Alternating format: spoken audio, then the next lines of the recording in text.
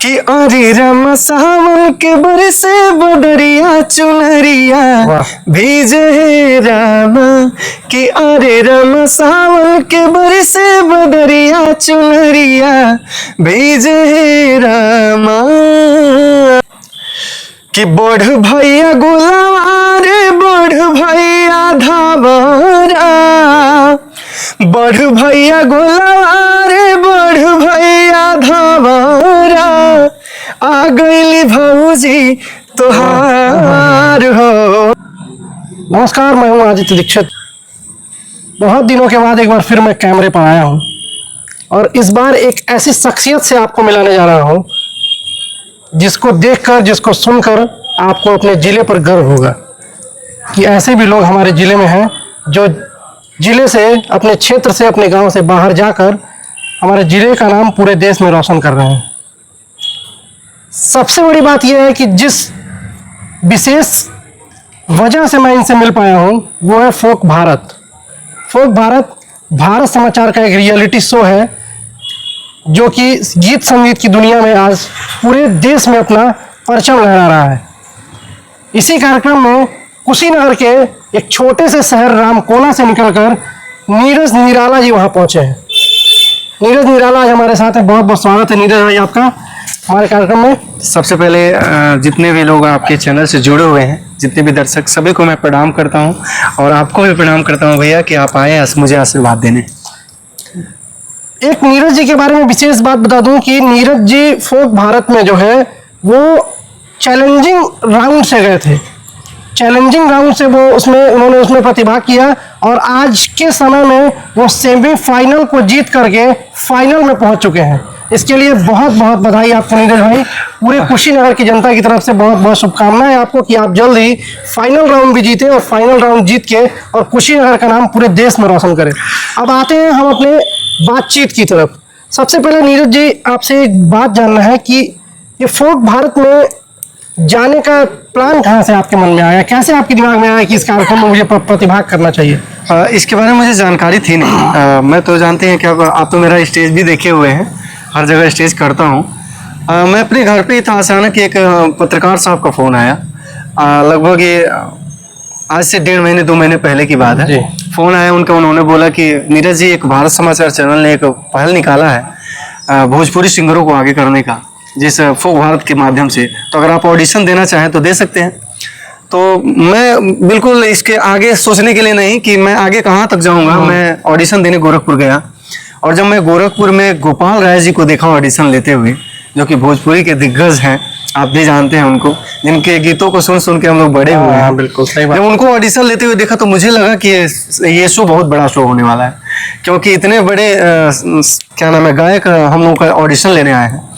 तो मैं तुरंत डिसाइड किया कि ऑडिशन दूंगा और दिया और गोपाल राय जी ने मुझे सेलेक्ट किया। उसके बाद से मुझे लखनऊ भेजा गया मेगा ऑडिशन के लिए। मेगा ऑडिशन में सिलेक्शन होने के बाद रियलिटी शो का एक नियम होता है कि कुछ लोगों को आगे रखा जाता है और कुछ लोगों को छुपा के रखा जाता है चैलेंजिंग रूप में लाने के लिए। तो मैं अपने आप को सौभाग्यशाली समझता हूँ कि फोक भारत ने मुझे चैलेंजर बना के उतारा। ये मेरे लिए बहुत गर्व की बात है। आपने जब ऑडिशन दिया था, आप बता रहे हैं मैं ऑडिशन में सेलेक्ट हुआ, मेगा ऑडिशन में भी सेलेक्ट हुआ, लेकिन मैं चैलेंजर के तौर पे गया। ऐसा कौन सा गाना था जिसने पूरे जो आपके जजेस थे उनका मन मोह लिया और आपको फोक भारत में एक चैलेंजर के रूप में उन्होंने बुलाया? वाह, सबसे पहले तो यहाँ पे जो गोरखपुर में मैं गया था ऑडिशन में, कि अरे रामा सावन के बरसे बदरिया चुनरिया भीजे हे रामा। कि अरे रामा सावन के बरसे बदरिया चुनरिया भीजे हे रामा। यही कजरी में गाया था जिसको गोपाल राय ने सुन के मुझे मेरा सिलेक्शन किया। एक साफ सुथरा कजरी गाकर आपने लोगों को ये बता दिया इतने एक बड़े रियलिटी शो के फाइनल राउंड में पहुंच के कि भोजपुरी में अभी भी साफ सुथरी छवि के लोगों की पहचान है। अभी भी लोगों की पूछ है जो साफ सुथरा गीत गाएगा वो भी भोजपुरी में आगे जा सकता है। एकदम सही है। अभी जिस तरह से भोजपुरी को देखा जाता है, अभी भी भोजपुरी को 8वीं अनुसूची में शामिल करने की जद्दोजहद चल रही है। हमारे तमाम सांसद विधायक जो कि भोजपुरी जगत से आते हैं, बिहार से, यूपी से आते हैं, वो संसद में इस बात को अक्सर उठाते रहते हैं कि भोजपुरी को भी 8वीं अनुसूची में शामिल किया जाना चाहिए। और जहाँ तक भोजपुरी का जब भी नाम हम लोग सुनते हैं, हम लोग खुद भोजपुरी से आते हैं, तो बिहार और यूपी के लोगों को बाहर कहा जाता है कि भोजपुरी में अश्लीलता बहुत है। नीरज जी, ये तो है। जैसे देखने जब को भी बॉलीवुड के लोगों को सुनेंगे या फिर बाहर यूपी से बाहर जाएंगे आप, तो वो लोग कहते हैं कि भोजपुरी का मतलब अश्लीलता है। तो इस बात से कहाँ तक सहमत है आप? देखिए, अश्लीलता कुछ लोगों की वजह से, और जिसकी वजह से सारे लोग बदनाम हैं। आप देखते होंगे कि मतलब बहुत सारे लोग ऐसे, बहुत सारे सिंगर ऐसे हैं, जैसे भरत शर्मा जी हुए, गोपाल राय जी हुए, इन्होंने कभी वल्गर गीतों का इस्तेमाल नहीं किया। और मैं अपनी भी बात बता दूं कि आज तक मेरे हिस्ट्री का गाना उठा के देख लीजिए, जितना मैंने एल्बम गाया है, मैंने आज तक कोई वल्गर गीत नहीं गाया कि जो का आप परिवार में ना सुन सके। मेरे कोई भी गीत ऐसे नहीं है। और सबसे बड़ी बात, तो मैं जिस फोक भारत में गया था, उस फोक भारत को देख लीजिए कि फोक का मतलब होता है कि माटी से जुड़ी हुई चीजें। हाँ, फोक का मतलब यही होता है। और मैं इतना खुश हुआ उस शो में जाके कि उस शो में बताया गया कि अगर कोई भी गीत नहीं गाना है, सिर्फ भोजपुरी माटी से जुड़ी हुई चीजें गाना है। ये बहुत बड़ी बात है। गीतों को लेके आगे बढ़ रहे हैं, इसके लिए बहुत बहुत शुभकामनाएं आपको। एक बात और जानना चाहेंगे नीरज जी, ये आपके गायक बनने की शुरुआत कहाँ से हुई, ये जरा मुझे बताने का, हमारे दर्शकों को बताने का वो करें। शुरुआत ये हुआ कि मैं लगभग 9 में पढ़ रहा था और मेरे गांव में एक जागरण हुआ था। जागरण में हमारे परम आदरणीय गुरु जी श्री जाकिर हुसैन राय जी, प्रणाम करता हूं उनको, वो अपनी टीम के माध्यम से मेरे घर के जस्ट पीछे एक जागरण का शो करने गए थे। और मैं वहाँ पे हाफ कच्चे में और वनडे में बैठ के देख रहा था उस शो को। पता नहीं क्यों ऐसा लगा, प्रभु की कृपा हुई मेरे पर, मुझे लालसा हुई कि मैं इस मंच पे जाऊं। और मैं कोशिश भी किया कि उस मंच पे जाऊं, लेकिन संजोगवश मौका नहीं मिल पाया। लेकिन किसी ने मुझे गुरु जी के पास पहुंचा दिया। वो हमारे बड़े भैया हैं, बड़े पापा के लड़के, उन्होंने पहुंचाया। उसके बाद से वहाँ से संगीत का सफ़र शुरू हुआ और आज लगभग 12-14 सालों के संघर्ष के बाद आज फोक भारत के मंच पे आपके सामने हूँ। और 12-14 सालों का संघर्ष मेरा जो रहा है वो शायद गिनाने लगूँ तो बहुत सारी बातें उससे जुड़ी हुई। मुंबई में जाके प्लेटफॉर्म पे सोना भी पड़ा है मुझे, और दिल्ली में भी गया हूँ। बहुत सारी चीज़ें हैं जो कि एक्सप्लेन करूँगा तो बहुत बड़ा होगा, लेकिन ये इतना ही जान लीजिए 12-14 सालों के संघर्ष के बाद आज ये फोक भारत का जो मुकाम मिला है मुझे। तमाम तरह का संघर्ष किया नीरज जी ने, तमाम तरह की असफलताएं भी इनके सामने आई थी। जैसा कि उन्होंने बताया कि प्लेटफॉर्म पे सोना, सड़क पे ऐसे ही संघर्ष करना, मुंबई दिल्ली जैसे बड़े शहरों में जाके इनकी मेहनत का फल है कि आज ये फोक भारत जैसे बड़े स्टेज पर बड़े बड़े दिग्गज कलाकारों के सामने अपनी प्रस्तुति दे रहे हैं। और सबसे खुशी की बात यह है कि ये फाइनल राउंड तक पहुंच चुके हैं। हमारी शुभकामना है, हमारे महादेव से यह शुभकामना है कि यह जल्द ही फाइनल राउंड भी जीते और फाइनल राउंड जीत के अपने जिले का नाम रोशन करें। सेमीफाइनल राउंड आपका बहुत बड़ा हुआ था नीरज जी। सेमीफाइनल राउंड में भोजपुरी के जो दिग्गज कलाकार माने जाते हैं, मनोज तिवारी जी का भी आगमन हुआ था। वो भी जज के तौर पर उन्होंने आपका गाना सुना था, आपको अपना निर्णय सुनाया था। सेमीफाइनल राउंड में की कुछ ऐसी बातें बताइए जिसने आपके दिल को छू लिया। दिल को छूने वाली एक ही बात थी मेरे लिए कि मैं उस मंच पे अपना गीत गाया था, मेरे गुरु जी का लिखा हुआ, मैं अपना कंपोजिंग गाया था। और आप जानते हैं कि पद्म विभूषण मालिनी अवस्थी जी सामने बैठी थी वो। और कुंभ के गीत को वायरल आप जानते हैं आलोक कुमार जी बैठे हों, स्वाति मिश्रा जी राम आएंगे बैठे हों, मनोज तिवारी जी को सभी जानते हैं। ऐसे लोग जब सामने बैठे हों तो वहाँ पे बोलना भी अपने आप में बहुत बड़ी बात होती है। वहाँ पे तो मैंने परफॉर्म किया है और वो गीत में जो गाया था उसको 2 लाइन में सुनाना चाहूँगा। सेमीफाइनल में मैंने गाया, फाइनल से आपको फाइनल राउंड पहुँचा दिया। योग किसानी गीत है। हमने के पुरानका जमाना में जो 2 बैल के साथ हर जोतल जाला, वो बैलन के कहल जाते रहे पहले गोलवा और धौरा।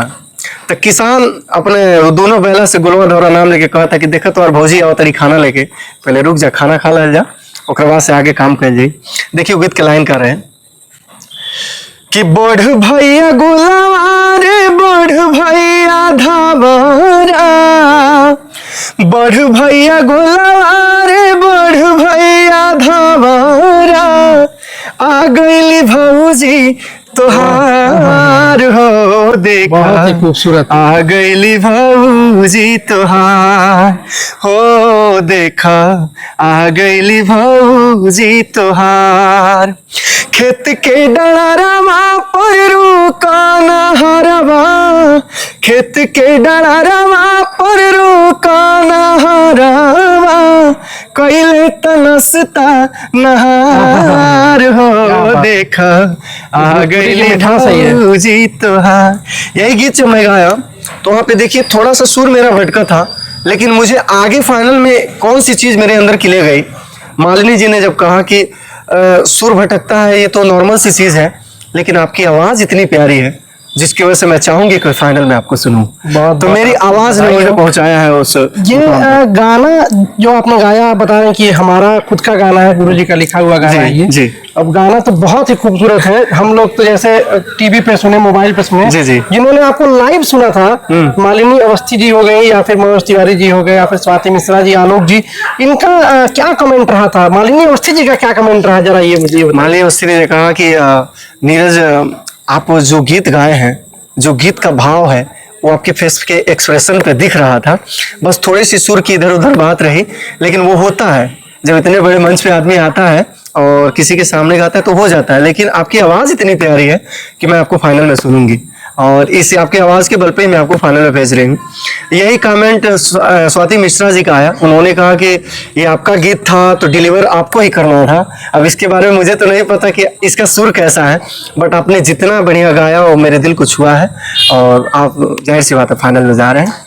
आपको जब आप गए वहाँ फोक भारत के स्टेज शो पे, जी, तो वहाँ से आपने एक फोटो एक फेसबुक पे, सोशल मीडिया पे डाला था। वहाँ संजोली पांडे जी मिली थी आपको। ओहो संजोली पांडे जी से आपकी बातचीत हुई, उन्होंने बोला कि नीरज मेरा भाई है।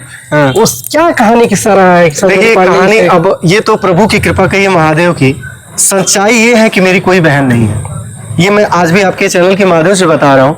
और वहाँ पे इतना मेरे ऊपर प्रेशर था कि मैं क्या गाऊंगा, ये बात मैं संजोली जी से नहीं बता पाया। भविष्य में महादेव की कृपा से अगर उनसे मुलाकात होती है तो शायद वो मेरी बड़ी बहन है, और उन्होंने पता नहीं महादेव ने उनके जुबान पे ला के रख दिया कि हाँ ये नीरज आपके भाई हैं, क्योंकि मेरी बहन नहीं है। और ये इतना बड़ा सौभाग्य होना उतने बड़े मंच पे, ये मेरे लिए गर्व की बात थी। ऑटोमेटिक उन्होंने बोला कि, और संजोग देखिए उन्होंने भाई क्यों बोला कि उनके भी भाई का नाम नीरज है। इसीलिए उन्होंने जब नीरज नाम सुना तो उन्होंने डायरेक्टली बोल दिया कि मेरे भाई का नाम नीरज है, तो यहाँ से ये मेरे भी भाई हुए। बहुत तो यही वहाँ का। आप अगर फाइनल राउंड जीतेंगे भी, मुझे ऐसा उम्मीद नहीं, पूरा विश्वास है, क्योंकि आपकी लगन वैसी है कि आप फाइनल राउंड जीतेंगे। फाइनल राउंड जीतने के बाद आपका क्या उद्देश्य है? जब जीत के आप वापस आए, उद्देश्य यही है कि मुझे रुकना नहीं है यहाँ पे। मैं ये चाहता हूँ कि इतनी ऊंचाई पर जाऊं आप लोगों के आशीर्वाद से कि लोग जाने कि हाँ ये कुशीनगर का शेर है, और कुशीनगर का नाम रोशन किया है। क्योंकि ये जो प्लेटफॉर्म है बहुत बड़ा प्लेटफॉर्म है, लेकिन यहाँ से मुझे बहुत सारे रास्ते नज़र आ रहे हैं, क्योंकि कई सारी कंपनियों से मुझे एग्रीमेंट भी हो चुका है एल्बम के लिए। तो इसके बाद तुरंत ही करना है, तो रास्ता अपने आप खुलता जाएगा मुझे लगता है। और अभी मुंबई का भी सफ़र तय करना है मुझे।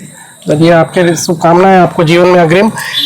एक और बड़ी बात मैं आपको बता दूं नीरज के बारे में, कि अभी हम जब लोग इंटरव्यू के बारे में डिस्कस कर रहे थे तो इनके पास मुंबई से एक और कॉल आया था। जी। ये एक और बड़ा रियलिटी शो होने जा रहा है जो कि मुंबई में है जी। उसके लिए नीरज जी को एक ऑफर आया था कि नीरज जी आप अपना, सबसे बड़ी बात वहां से ये डिमांड हुई है कि आप इसमें सिर्फ और सिर्फ अपना ही गीत गाएंगे, कहीं कोई भोजपुरी के किसी गायकार, किसी सिंगर का गीत नहीं गाना है। ये नीरज के लिए सबसे बड़ी उपलब्धि होने वाली है, क्योंकि जब अपना गाया, अपना बनाया हुआ, अपना खुद का गीत जब बड़े प्लेटफॉर्म पे जाता है तो इसकी एक अलग पहचान बनती है। इसके लिए मैं धन्यवाद आपको करूंगा, क्योंकि आप आए हैं तो शायद वो ऑफर साथ में लेकर आए। चलिए, क्योंकि आप यहाँ पे आए हैं तभी वो फोन आया है। ये आपका बड़प्पन है। और हमारे साथ एक और बात मैं आपको, नीरज जी के जो गुरु जी हैं वो भी इस वक्त हमारे बीच में ही मौजूद है। मैं चाहूंगा कि उनसे भी मैं दो शब्द बात करूं और ये पता करूं कि नीरज आखिर में उनका कैसा शिष्य है, नीरज को उन्होंने कैसे सिखाया कि आज इतने बड़े प्लेटफॉर्म पे इतने आसानी से वो परफॉर्म कर रहा है। गुरु जी जरा 2 मिनट के लिए बस आप मेरे साथ रहिए। बहुत बहुत स्वागत है आपका हमारे चैनल पर गुरु जी। तो मैं आपसे ये 2 शब्द जानना चाहूँगा कि नीरज को आपने कैसे सिखाया, कैसे ट्रेन किया कि आज इतने बड़े प्लेटफॉर्म पे वो इतना जगमगा रहा है। पहले तो आपके जितने दर्शक हैं उन सभी को मैं प्रणाम करूंगा। और जैसा कि आपने कहा कि आपने कैसे ऐसा समझा, ऐसा किया, तो हमारे करने से कुछ नहीं होता है। वो वहाँ बैठा है एक मदारी है जिसको हम भगवान कहते हैं। बिल्कुल बिल्कुल, वो जिससे जो काम लेना रहता है वो काम लेता है। और हम लोग एक खेल के पात्र हैं, उस चरित्र को निभाने का काम करते हैं। उसकी बहुत बड़ी महिमा है कि गोरखपुर के मंडल में हमको गुरु बनाया है। इसके लिए मैं जितना भी शुक्रिया अदा कर दूं बहुत कम है भगवान की नज़र में। नीरज को ये कहूँगा कि इसके लगन ने वो पैदान दिया है। इसकी लगन में वो पायदान दिया, वो तो बात समझ में है, लेकिन बिना गुरु के ज्ञान नहीं होता है। नहीं, वो अच्छी बात है, लेकिन इतना सेवा इस लड़के ने किया है मेरा। 9 साल की उम्र से लेकर के अब तक मेरे दुकान पे बैठता है। एक छोटी सी हमारी कुटी है रामकोला सब्जी मंडी में, और वहीं पे रचना होती है, वहीं इन बच्चों को सिखाते हैं। बहुत सारे हमारे शागिर्द हैं, शिष्य हैं जो वहाँ से शिक्षा ग्रहण करते हैं। तो उन सभी में ये करीब का है, रामकोला के बगल में है। इतना सेवा किसी शिष्य ने नहीं किया जितना नीरज ने किया है हमारा। जब से ये आया है तब से लेकर आज तक मुझे चाय से लेकर पानी तक अर्पित इसी ने किया है। और ये इतना पसीना बहाया है, उसका फल तो भगवान देंगे। बिल्कुल बिल्कुल बिल्कुल, हमारा आशीर्वाद है इसके साथ, लेकिन भगवान से ये छीन लेगा। इसका कर्म ऐसा है कि ये भगवान से छीनेगा, और हमारा सदा के लिए आशीर्वाद इसके साथ है। और गीतों की बात जो है, इसके पास इतनी गीतें हैं। एक इंटरव्यू में 5 तारीख को शिक्षक डे था, उस पे हमारे कुछ पत्रकार साथियों ने हमें लॉन्च किया था, डाला था कि राही जी ने 15 किलो गीत लिख करके रखा है। अब ये एक समझने वाली बात है, गीतों का वजन क्या होता है। तो भाई आंकड़े में अगर हम नहीं बता सकते तो जो हमारे पास पेपर रखा हुआ है, जो कागज है, कापी है, किताब है, उनका वजन मैं आकलन करता हूं तो 15 किलो के ऊपर है। और वह उसमें आधा 15 किलो में आधी गीतों को इसने अपनी कलम से लिखा है। सिर्फ मैंने बोला है। बहुत बहुत बड़ी बात है ये। अब कितनी मेहनत इस लड़के ने किया है, उस मेहनत का फल इसको मिलना है और मिल रहा है। और माता रानी ने चाहा, भगवान ने चाहा तो आगे बहुत बड़े पायदान पे ये मेरा लड़का जा रहा है। नीरज आपका शिष्य है, वो इतने बड़े पायदान पे चला गया है। जी। मैं चाहूंगा कि हमारे दर्शकों को 2 शब्द आपके मुंह से अगर सुनने को मिल जाए, ये 2 लाइन, बस 2 लाइन हमारे दर्शकों को आप गुनगुना के सुना दीजिए कि जिसका शिष्य इतना बड़ा सिंगर है, उनका गुरु। चलिए, ऐसे तो हम हिंदी, उर्दू, भोजपुरी 3 भाषाओं में लिखता हूँ। जी जी। तो हमने आज ही लिखा है, नीरज को दिखाया भी है कि मंच के माध्यम से ये कैसा रहेगा। जी जी। तो उस चीज़ को मैं आपके चैनल पे दे रहा हूँ, और दर्शकों से हाथ जोड़ते हुए निवेदन करूँगा कि अगर बात अच्छी हो तो मैं आशीर्वाद का प्रार्थी हूँ। मुझे दुआओं में याद रखिएगा। हमने लिखा है कि कभी अपनों से लड़ी है, कभी गैरों से लड़ी है। कभी अपनों से लड़ी है, कभी गैरों से लड़ी है, और जब तक तुम्हारी माँ जिंदा है तेरे साथ खड़ी है। जब तक तुम्हारी माँ जिंदा है तेरे साथ खड़ी है, और काशी और काबा दौड़ कर क्या ढूंढ रहा है। काशी और काबा दौड़ कर क्या ढूंढ रहा है, जन्नत तुम्हारे माँ के पैरों में पड़ी है। क्या बात है। अभी मैंने कल लिखा है, बहुत दिया है। इन्हीं शब्दों को मैं लोगों में देता हूँ। हमारे बहुत सारे शिष्य हैं, डरना नहीं है। सबके लिए मैं कामना करता हूँ कि भगवान जो लोग हमसे जुड़े हैं उनकी रोजी रोटी का साधन बना दे। बिल्कुल बिल्कुल। उनके अंदर वो चीज डाल दे जिससे उनके परिवार का भरण पोषण हो। यही हमारी मजदूरी है, भगवान वो इन बच्चों को दे दे। हमारे साथ अभी नीरज निराला थे और उनके गुरुजी भी थे, दोनों लोग के साथ एक साथ बातचीत हुआ। नीरज फोक भारत समाचार में फाइनल में पहुंच चुके हैं।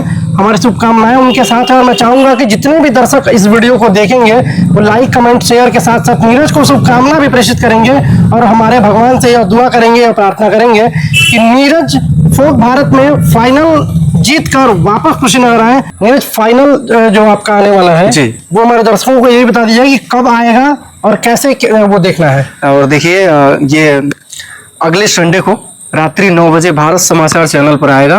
तो अगले संडे से शुरुआत हो रहा, 2 संडे में जाएगा फाइनल का राउंड। हो सकता है, मुझे कंफर्म जानकारी नहीं है, लेकिन मुझे यकीन है कि 2 संडे में जाएगा। तो आप सभी अगले संडे को रात्रि 9 बजे भारत समाचार चैनल पर जरूर देखिएगा। भारत समाचार चैनल फोक भारत लाइव करके देखिएगा, वो ऑटोमेटिक लाइव चलता रहता है। जय हो, हर हर महादेव। यह वीडियो जरूर देखिएगा, नीरज का फाइनल राउंड है और उनको अपनी शुभकामना आप जरूर दीजिएगा। और फिर दोबारा आपको मैं इसी चैनल पे नीरज का वो वीडियो भी दिखाऊंगा जब वो फाइनल जीत कर आएंगे। तब तक के लिए धन्यवाद।